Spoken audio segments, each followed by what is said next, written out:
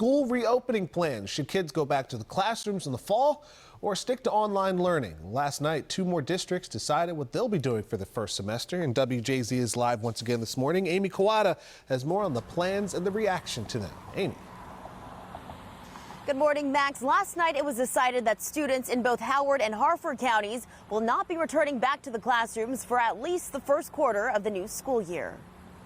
Health experts say it's going to be a delicate dance for cities and counties deciding whether or not to return to in-person school learning.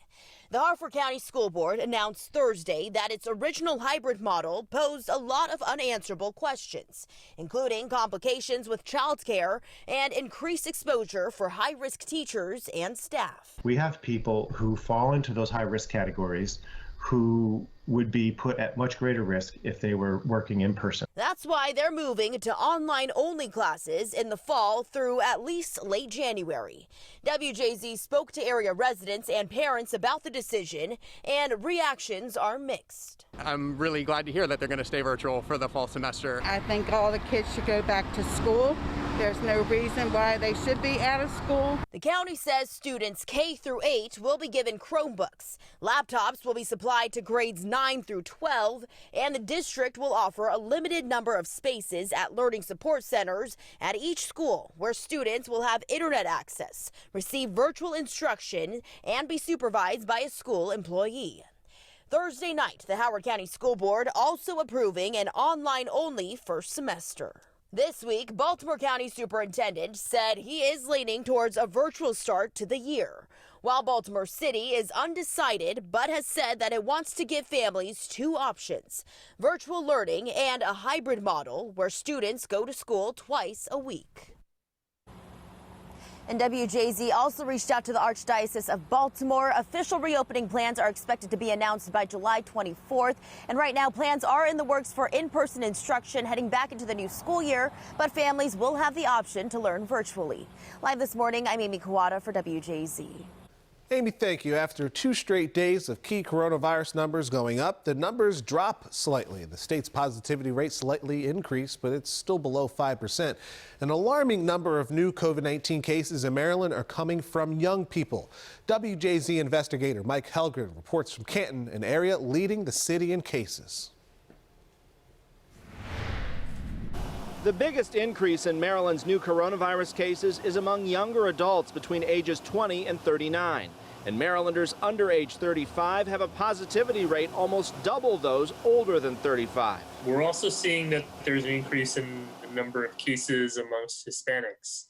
And there's some overlap there as well. So some of it has to do with leisure activities, bars, restaurants, outdoor, but some of it also has to do with work. If you look at the age range of the individuals who are getting infected now, as opposed to early on a few months ago, it's about a decade to a decade and a half younger. Governor Hogan has, in part, linked rising cases to people not wearing masks and social distancing in bars and restaurants. But for now, he has resisted calls to close them. If this gets out of control, if people continue to not follow the rules, we'll have to take another look. In neighboring Pennsylvania, the governor restricted restaurants to 25% capacity and shut down indoor bar service without meals. Unfortunately, this virus does not respect state boundaries. Several bars in Canton have had to close after employees tested positive.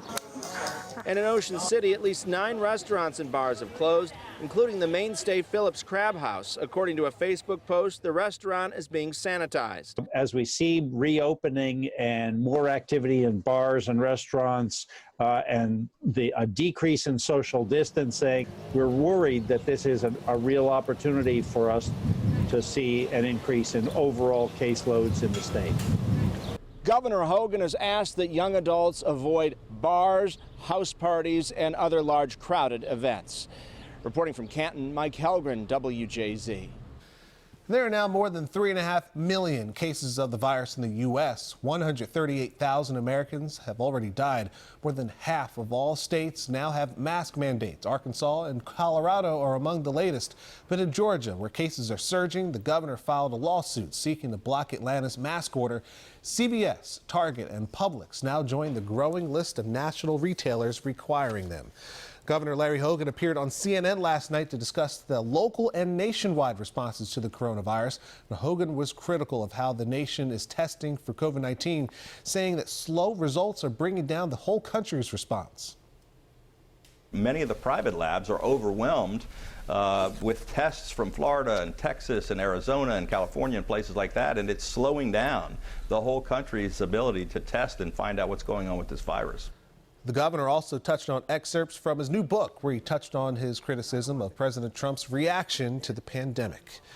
Nationwide unemployment numbers remain steady, and Maryland claims dropped by nearly 30,000 last week. The state says more than 37,000 claims were filed, and that's a big drop from the 66,000 who filed the week before. The total number of jobless claims in Maryland, just over 1 million since the pandemic started.